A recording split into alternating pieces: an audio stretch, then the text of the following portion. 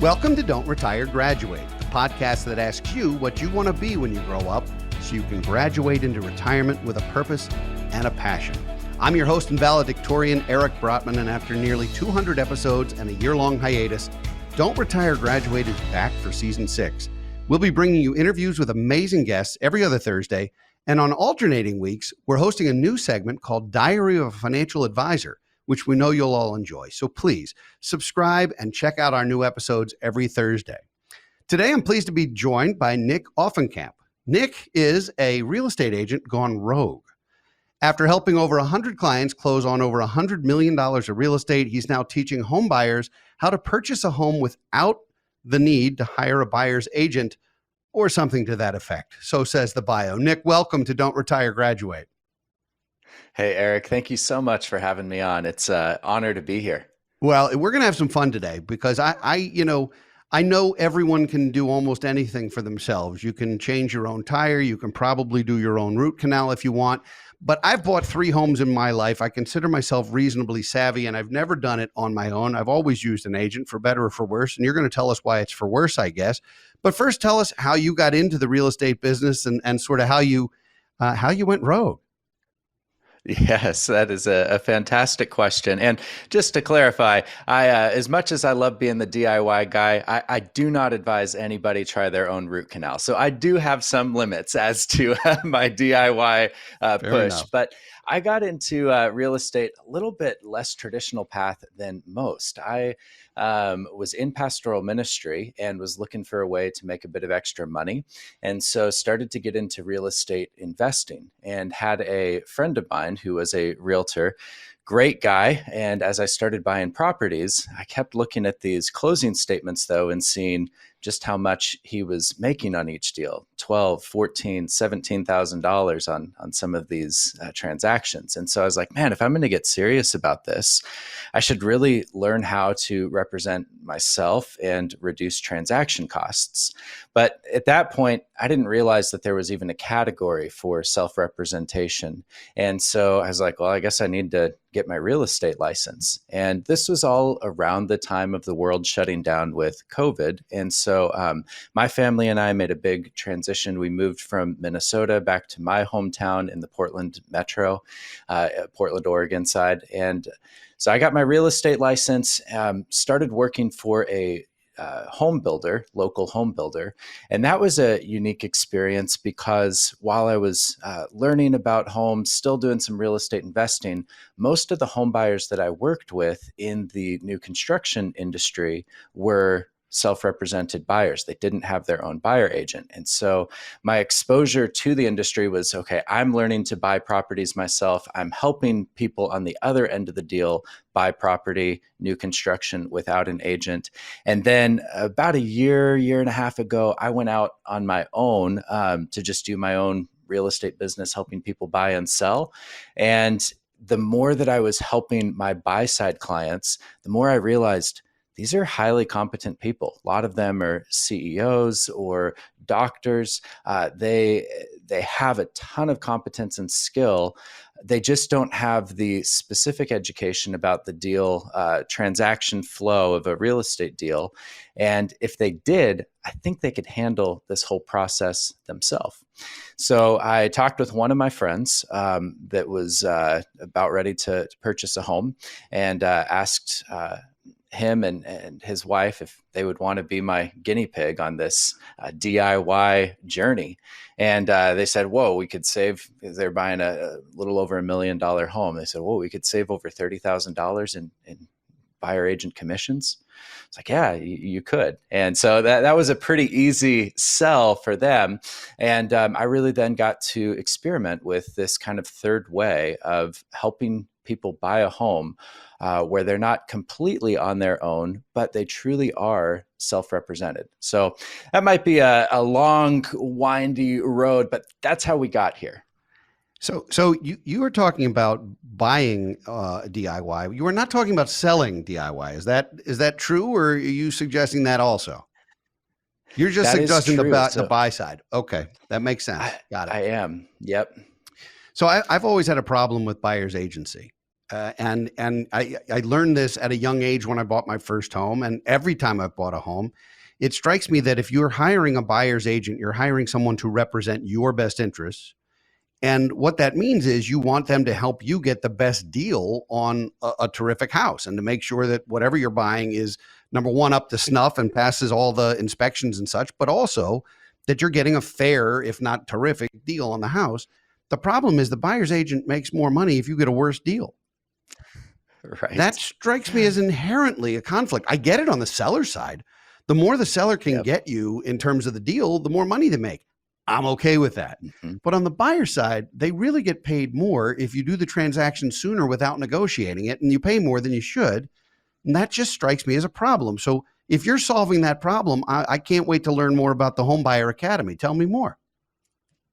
Yeah, that was another huge piece of it for me. As the way I'm wired is I want to bring as much value to the world as I possibly can. That's just kind of been part of my DNA.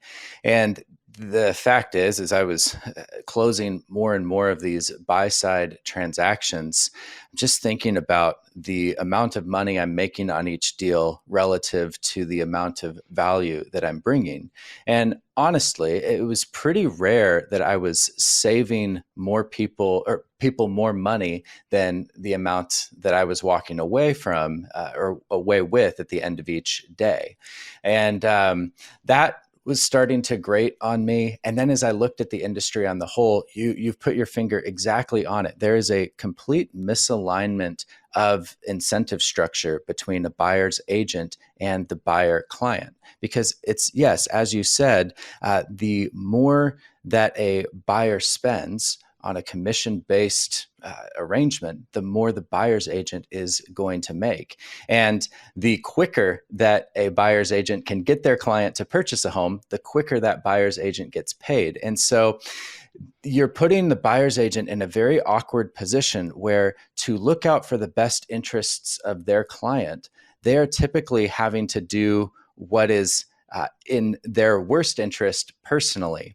And while I think there are good people and sincere buyer agents out there, I just don't think that we should put people in that kind of a position where for me to professionally help you, I've got to do something that's detrimental to myself.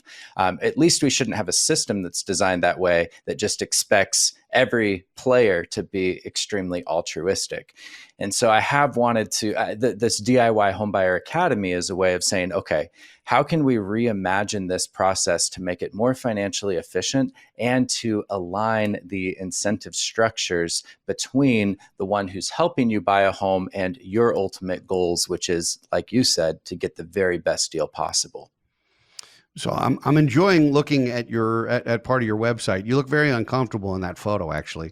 In terms of in terms of getting started here, tell me more about the Academy. Is this an online course? Is it an ongoing relationship? Is it a client consumer type relationship? Is it just collateral materials? How does it work?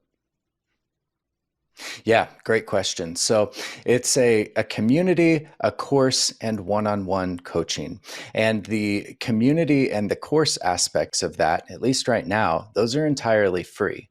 Hmm. And so I encourage anybody who is even remotely interested in learning how to navigate the home buying process and how to do that from a do-it-yourself perspective to join the school community. That's SKOOL.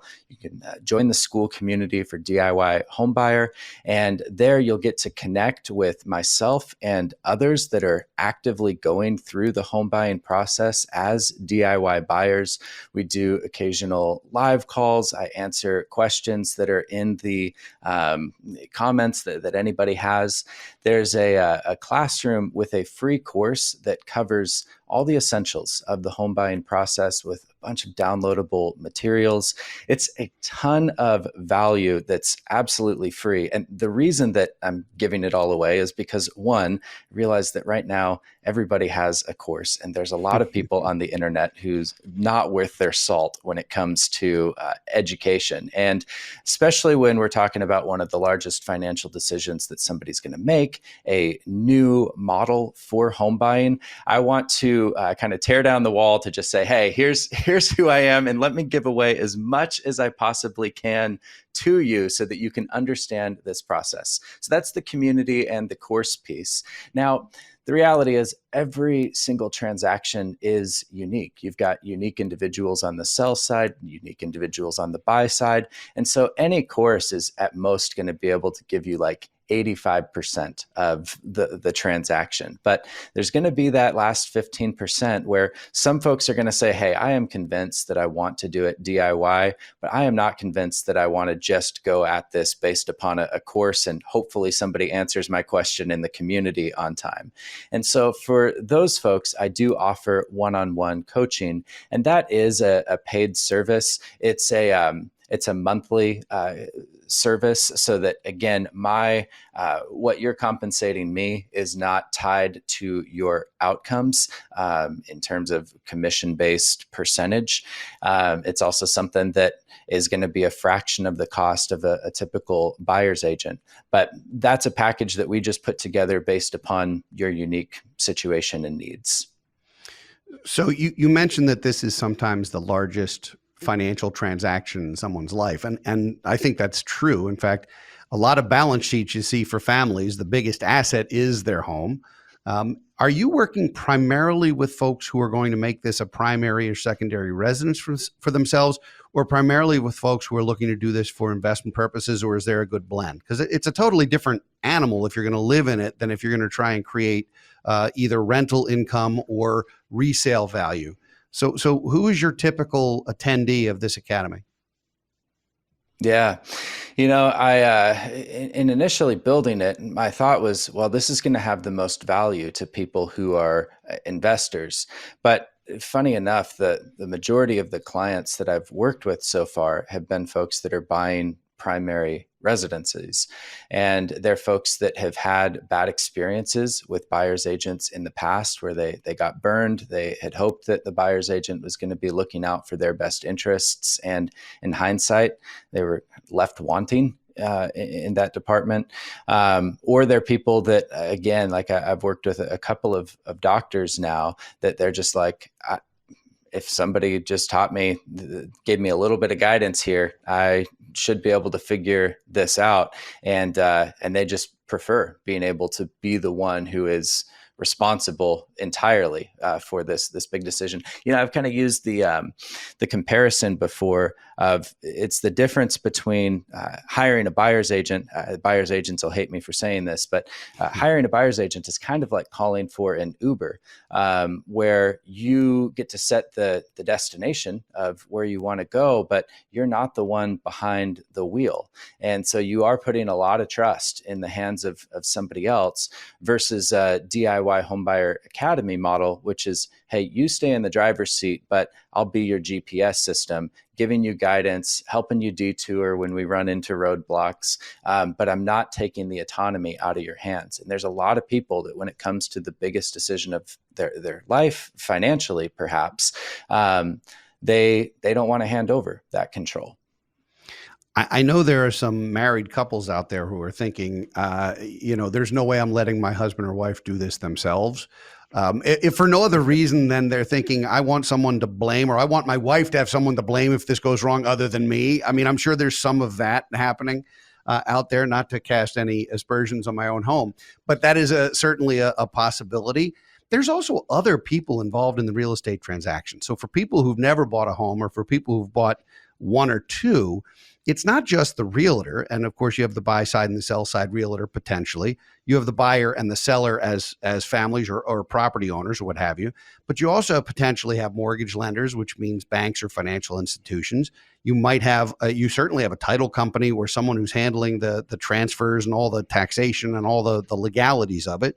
You might have, you might be getting advice about this from from an attorney or a financial advisor or an accountant or others.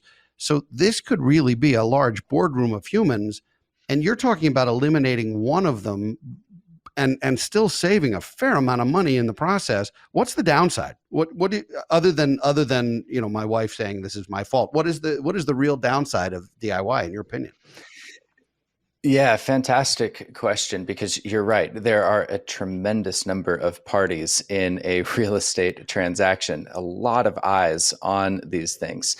So the potential downsides here are, excuse me, I'm so sorry. My dog is growling. He almost never does this. Hopefully we Well, can look, make an edit I here. mentioned downsides, and he reacted as he might. He's like, "Oh, now you're out to give Nick a difficult question, and I don't like it. That's fine. I'm That's how so it sorry works. about that, No, Eric. don't be sorry. Life All happens." right.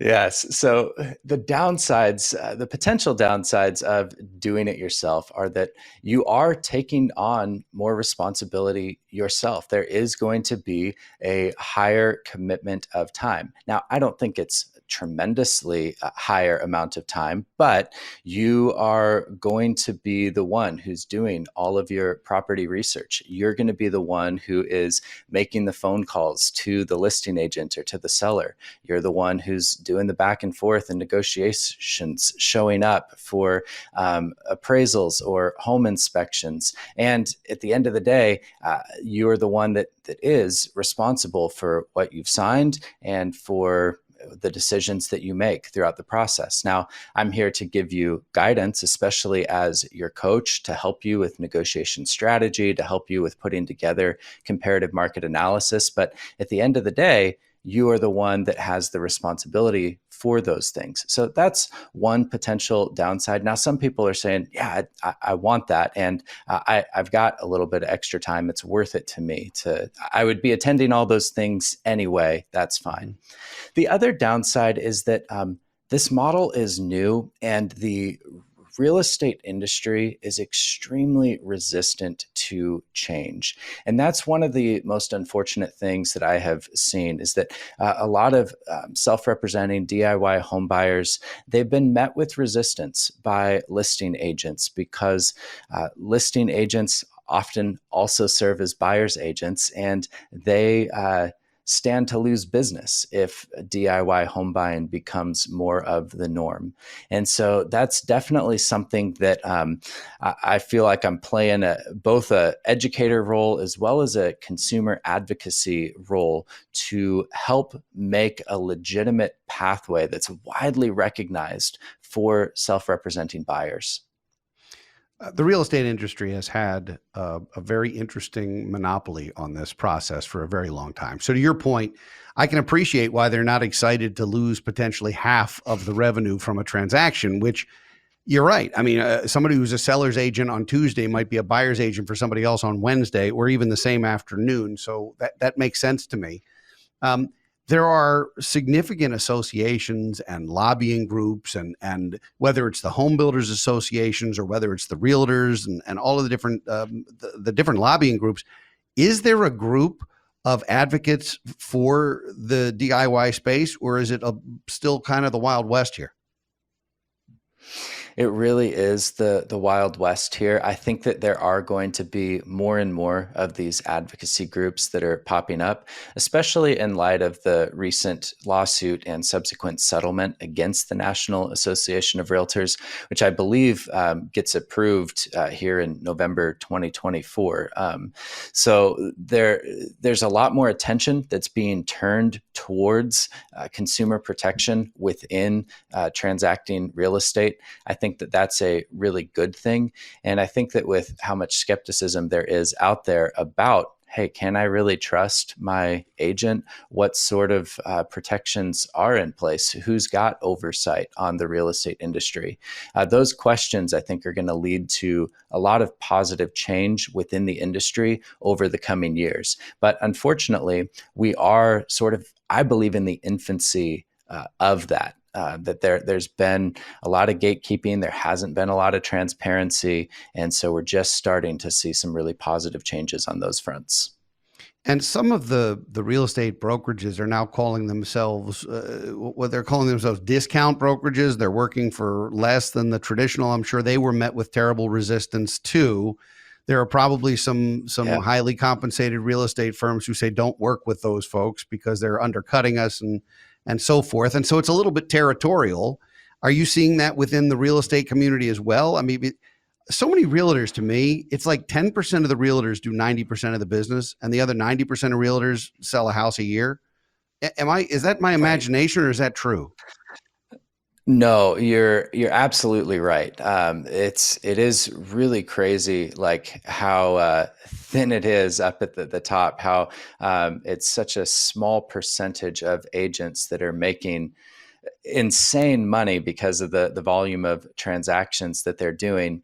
And it's funny because for some of them are legitimately just incredible negotiators, incredible agents, especially on the listing side. Um, but the barriers to entry to get into real estate have been so low.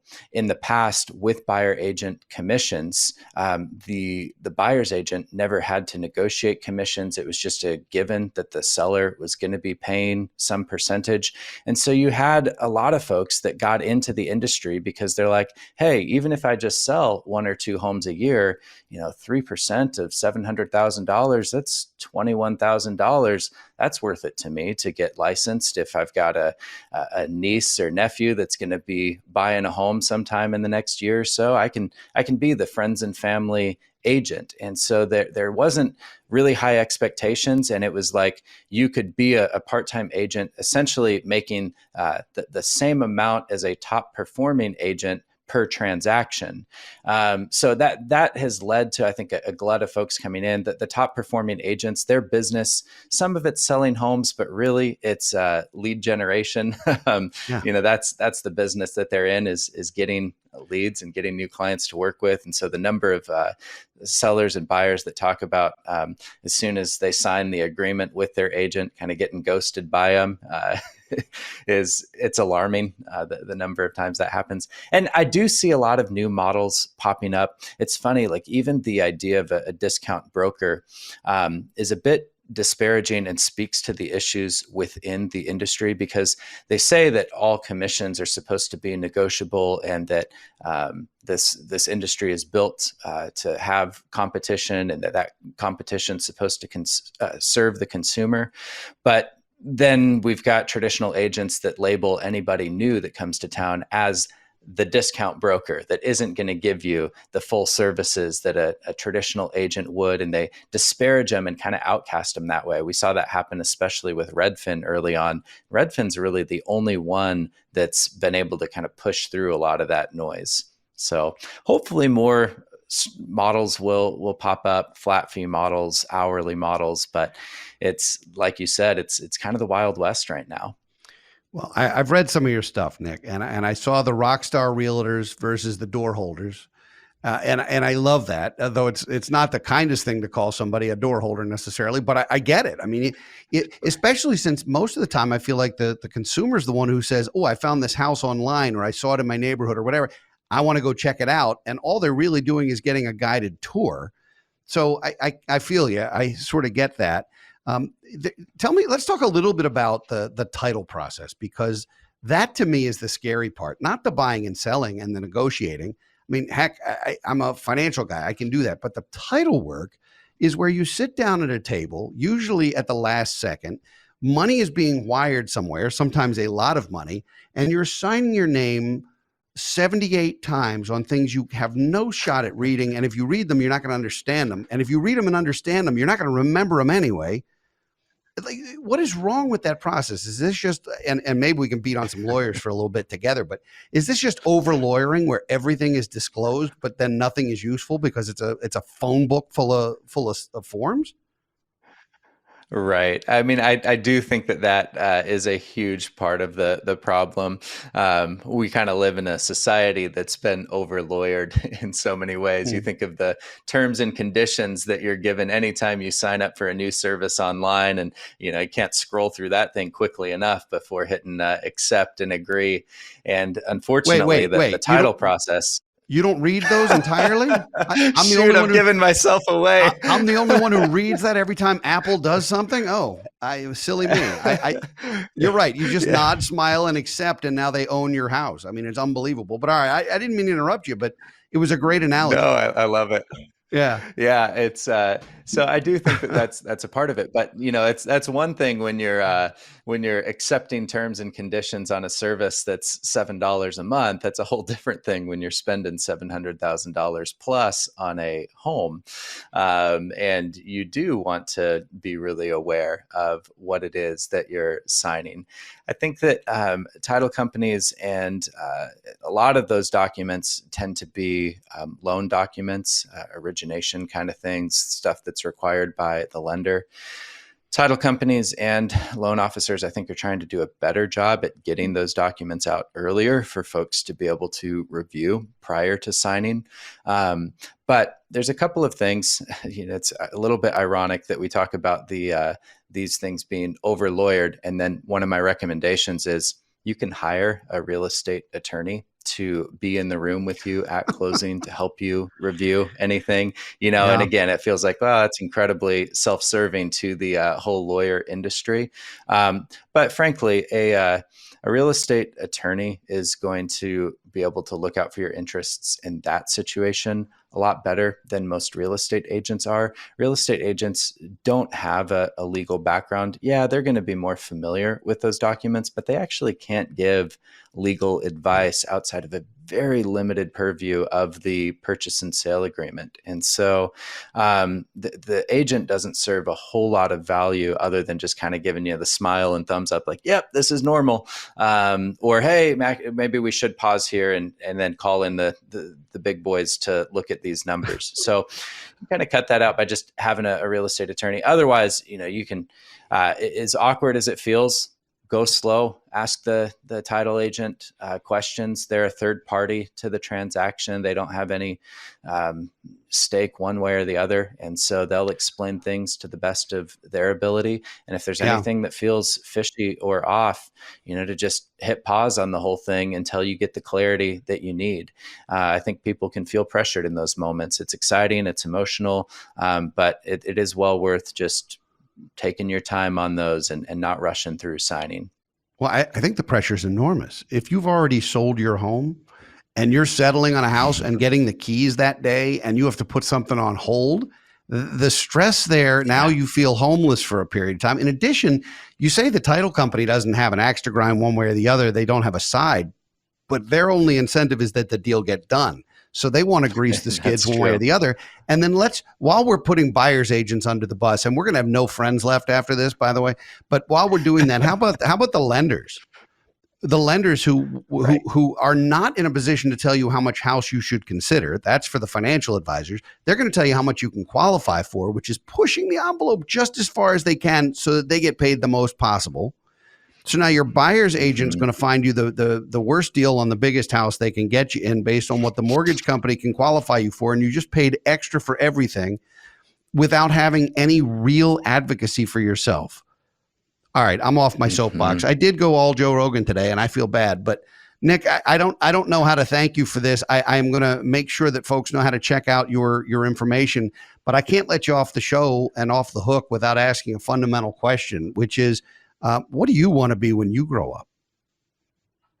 Yeah, it's a simple answer for me. It really comes down to, and I'm sorry if this feels like dodging it, but I want to be the best father that I possibly can. And the thing is that I'm on my way. I've got 3 kids, but I can't say that I'm there yet because and I'll always, hopefully be dad. So it's kind of like one of those, how do I know when I've arrived, when I've grown up? But I hope that one day I'll know. And that's the real motivation underneath everything that I'm doing. I see an opportunity to make a difference, to set an example for them, to bring what I believe is positive change to an industry that desperately needs it.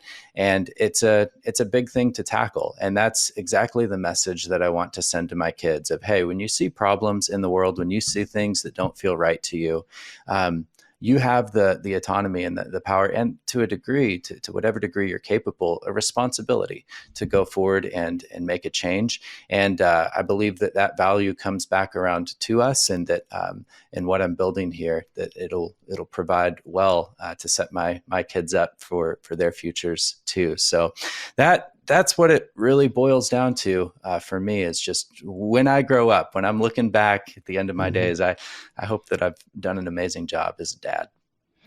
Well, Nick, number one, you're bringing a lot of value to this industry, and you've given a lot of free resources, and we'll put them all in the show notes. And it sounds like the world needs a lot more dads like you too. So I congratulate you on an excellent answer. Not that there's a grade for this. This is an ungraded assignment, but nonetheless, it was an excellent answer. How can folks learn more about the Homebuyer Academy and more about you, Nick? Yeah, thanks so much, Eric. This has been so fun. And yeah, like I mentioned a moment ago, the best place to connect with me is going to be at that school community, skool.com/DIY homebuyer. Joining the community there, like I said, you'll have to set up an account with school, but otherwise it's entirely free. And that's where you can ask me questions directly, engage with the course. If you just want to learn more about the DIY Homebuyer Academy, you can go to DIYHomebuyerAcademy.com. You can also find me on all of the social media places at DIY Homebuyer. So whether that's TikTok or X or YouTube, those are the places that I'm most active. Would love to connect with folks there. Nick, you've given our listeners a lot to think about. And even though you're not doing your own root canal, you didn't rule out doing your own tire change. So I give you credit for that. Thanks for joining us on Don't Retire, Graduate. It's been a pleasure getting to know you. Thank you so much, Eric. I'd like to thank all of you for listening and watching today. If you enjoy our show, please subscribe, leave a rating on your favorite podcast platform, and share it with your friends and family so they can join you on your journey to financial freedom. If you'd like to send us a topic or idea you'd like to discuss in a future episode of Don't Retire, Graduate, please post it on our Facebook page or tweet us at Brotman Planning. We'll be back next week with another entry in our Diary of a Financial Advisor, and in 2 weeks with another engaging guest. For now, this is Eric Brotman reminding you, don't retire, graduate. Securities offered through Kestra Investment Services, LLC, Kestra IS, member FINRA SIPC. Investment advisory services offered through Kestra Advisory Services, LLC, Kestra AS, an affiliate of Kestra IS. Kestra IS or Kestra AS are not affiliated with Brotman Financial or any other entity discussed.